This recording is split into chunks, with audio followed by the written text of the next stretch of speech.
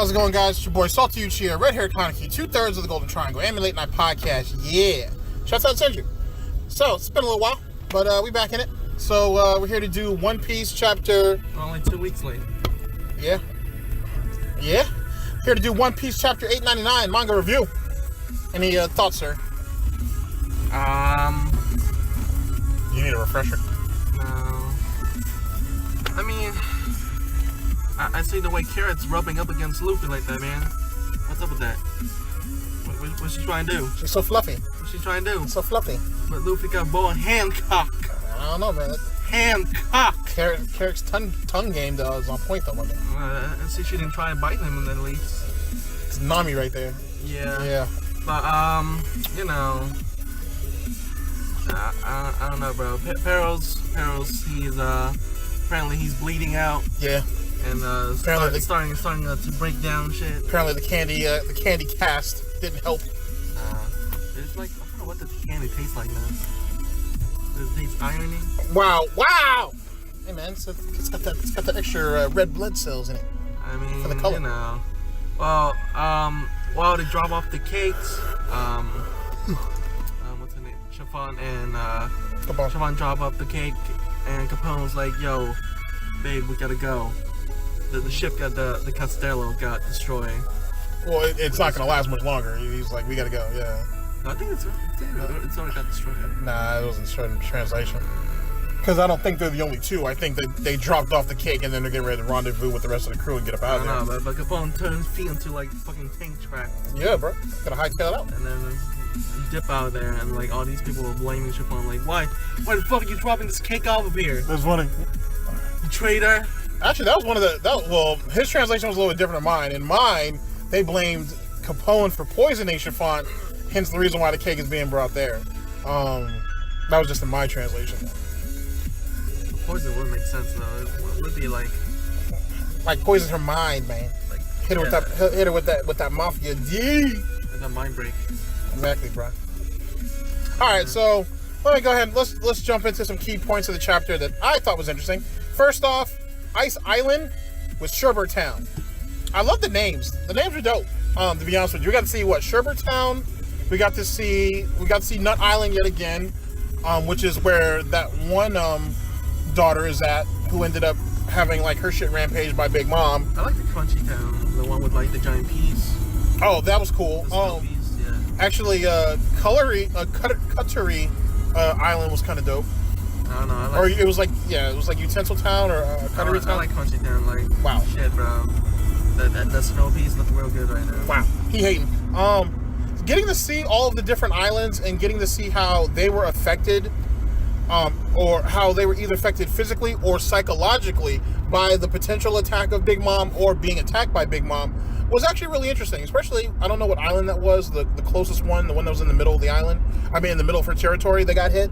And they were like, that old man was like, it sucks because I thought this would be a nice island to retire on, being that we were, we're in the middle of her territory, we should be safe. In my translation, I think it was like, him and his, like, this young girl, and he was like, I thought we would have, didn't we give up our life just to live on here? Yeah, my translation didn't have that. I actually like that one though. To be honest. And then like, now the queen herself is destroying our island. Pretty much. So that was pretty interesting, to be honest with you. I thought that was kind of telling on how a lot of people feel about Big Mom, you know what I'm saying? Because as Kaneki said, you're right, you got to give up what? You got to give up 2 months of your life each year? Yeah. You know what I'm saying? Or twice a year? No, you got to give up a month of your life twice a year. I mean, that's a fucking heavy-ass price to pay, bruh. And if you try to leave... Oh yeah, if you try to leave, you get marked. We'll kill you. I mean, basically you're gonna die slow there anyway. So sweet, so ever risky. Wow, that's actually 99. So you're skipping ahead. Actually, it's 900. You know what I meant. So that's skipping ahead. But I felt that sucked. That really sucked to see all that kind of devastation and shit over nothing. I thought Sparrow's speech was no, that was 99. That was 900 too. The Sparrow speech? Yeah. Oh, no, the Sparrow, it's 899. No, it was 900 when he made that speech. I don't know about that. I'm pretty confident. I don't know about that. I'm pretty... All right, guys, my bad, real quick. So anyway, he's right, actually. Sparrow's speech was actually pretty moving. What was that? I said you were right. What was that? Oh, you're definitely paying for boba now. Now you want to be a dick. Wow, bro. I said you were right. I said you were right. I paid for boba and for last week. That's right. Oh, that's right. Boba is on me today. Anyway, I was right. I mean, you were right. Sorry. About the speech. So, Sparrow's speech was actually pretty godlike. And the fact that he was like, our destiny basically lies on this cake, and they only had 3 ways, and the outcome of this could only work out 3 ways. 1, the cake is poisoned, Big Mom eats it, Big Mom dies. Wah, wah. Second thing, cake is poisoned, Big Mom eats it, it doesn't, it doesn't kill her, but the cake tastes terrible, and she destroys the whole country. Wah, wah. And she probably will die at the end of that. Or 3, the poison doesn't work, but the cake is delicious, and in that case, I guess it's good for y'all. Pretty much. Now, my biggest thing was, the fuck is wrong with you, Sparrow? Thinking that the goddamn cake is fucking poisoned and shit. Is it possible that the cake's not poisoned or rigged? He got to keep telling himself that. I guess, but let one arm Willie do what he got to do then. So we get to see that nonsense. Big Mom lands. Giant ass Prometheus, basically comes off, basically like it's about to be final impact and shit. Big Mom jumps off, sees her cake and whatnot, and gets ready to move in for the kill. As you know, we got a flashback of Chiffon when no, we didn't actually get that far. My bad. That's the wrong one. So my bad. Skip the Chiffon part. Skip the Chiffon part. The Chiffon part. So next thing we end up doing is let's jump over to the actual Cacao Island. Let's jump over there and talk about some of the bullshit that was going on with that. First off, DeMount, he's still on Whole Cake Island. Yeah. He's actually relaying the message that's going around to everybody currently about their present situation. On top of that, there's still blame being thrown around about who should have took care of Gilmer and whatever. It is what it is. So, and isn't that when they found out that Stussy and Big News Morgan made a slip? Get their ass back here! They can't get out. They slipped through. I mean, not that they slipped through. They let them go. They said that they left a little while ago. I imagine Big Bird just like pick up Stussy by her ass and just like flap out of there. Might as well. Like the thing is wow. The thing is is they already have all the confirmants they need. The Big Mom wedding tea party was wrecked. Katakuri lost. Morgan's having a field fucking day. Like, get back to his office. Pretty much. Like, Morgan has everything he could ever need for the scoop of the century and shit. Plus, that guarantees, we'll talk about the speculations, but it guarantees that bounties are definitely going to go up. Yeah. I wonder, do bounties go down? No. Oh, okay. Well, then bounties definitely going up. So, for him, it made sense to get off. For CP0. Yeah. For CP0 Stussy, man, she better get them sweet cakes off there. They ain't no reason to stay. I don't know. And they let them go. I like Khalifa, the cake better. Touche. But she has no reason to stick around. They're better off going ahead and picking up and leaving. It makes sense in a lot of ways. With that being said, the Mount is like, they can't leave. No, God knows that they cannot get out with all that information. What are they going to do? They're going to kill Stussy? They're going to kill Big News Morgan? Yeah, try. They'd be fucked if they did that.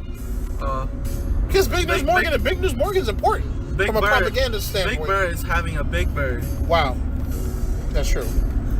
Wow. But the point is he's important. You know what I'm saying? I mean, granted, they're not killing Stussy. Stussy would murk all of them anyway. I imagine, like, Big News organizations probably have multiple, like, reporters. I feel you, but they still can't afford to have him die. That's the point I'm making. His prestige is big enough. Wow. It's high enough that he should not be killed, in my personal opinion. Anyway. I mean, obviously they're going to bribe him. They're not going to kill him. They probably bribe him and be like, hey, leave this out, leave this out. They're probably like... yeah. They're probably like, I don't know. But they're not gonna catch them. Yeah. So so moving on. So we actually get to the Straw Hats. The Straw Hats are pretty much in between a rock and a motherfucking hard place. So apparently, when the initial assault by Germa 66 was hitting everybody in the harbor and along the coast. Let me jump in there real quick though. As Daifuku's say to Carrots, my sweet rabbit, in the front, what was it? In the front is a troop, in the back you're facing a demon. And And then there's a giant black genie coming out there. Wow, bro. Try and hit that Snow White rabbit. Hey, man. What's up with that, bro? Tail's fluffy, bro. I guess so. Alright. I was like, all about the snow bunnies. Anyway,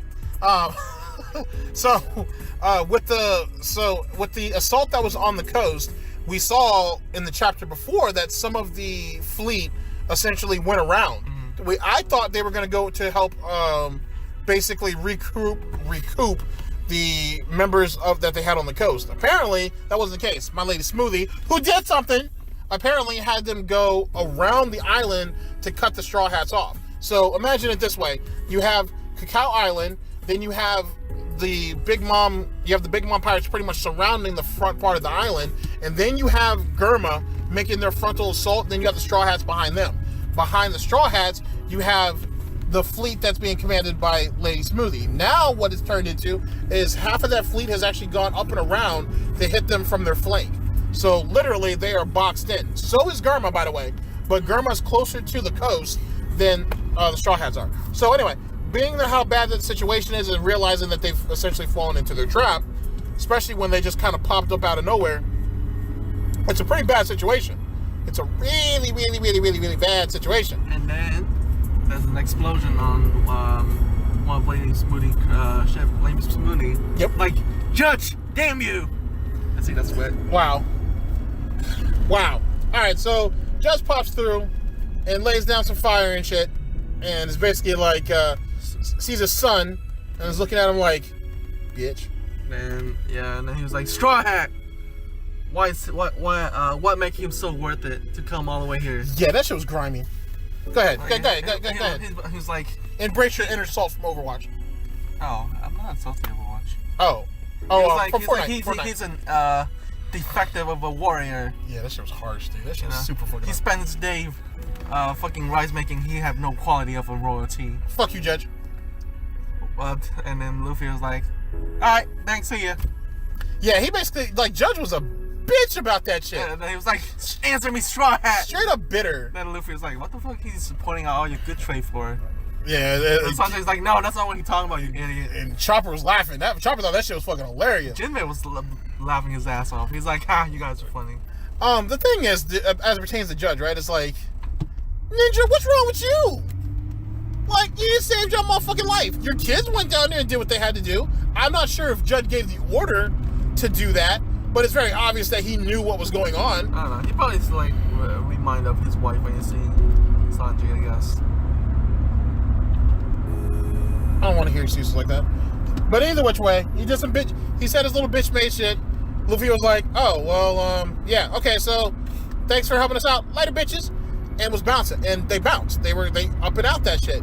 With that being said, Judge is still complaining, and as Savage Kaneki, as we call him now, had said, he wasn't listening off my best qualities and whatnot. Everybody else laughs about that shit, keeps it moving. Then Smoothie trying to come in with that slash, got a ship rock, fight a fishman. She's sweating again. Okay, sweating a lot this chapter, right?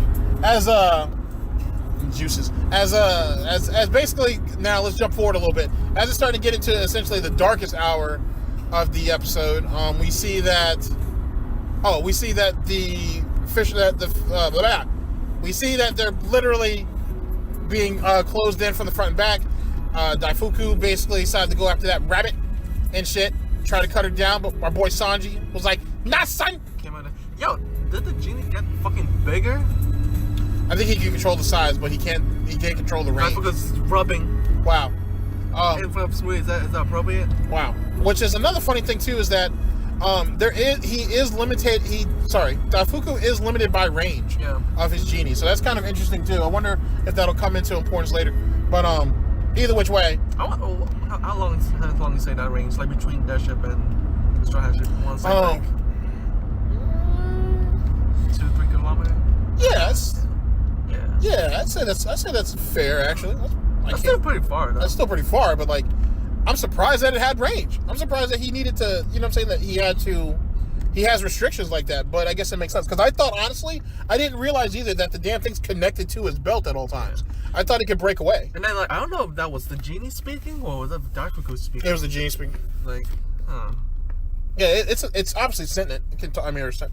It can speak on its own. But anyway, they comes through with the cut. Sanji goes in and blocks that shit. All hope looks like it's about to be lost, and then the rumbling out of the ocean, the great abyss. Water Sumi. The Kraken. Mr. Puff. Yeah, Water Sumi pops up, and basically shakes that whole motherfucking shit up. It's like look at Smooth, Lady Smooth, like, bitch, don't try to hurt my captain. Yeah, pretty much. And so basically the fishermen come in, basically hold shit down and actually clear a path for the Straw Hats. Like, well, they're like toward the end of the chapter. Yeah. And then like Jinbe jumped down in the water. He saw Aladdin and his ex crew. They're like captain or ex-captain. Will continue to help you until the end. Oh well, my translation they said we're still your crew until you're out of the territory. Yeah, that was cool. Yeah, that was pretty dope. What are we missing, man? I know. I feel like I'm missing a part. I'm missing because we didn't see any of Germa in this. No, we don't see a Germa until next chapter. Yeah, I guess that's basically it then. All right, guys. So that's pretty much it. All right, so we will see you guys for chapter 900 Manga Review, which is actually about to come up in a little bit. Sorry for the 2-week delay. My bad on that. And yeah, that's pretty much how that happens.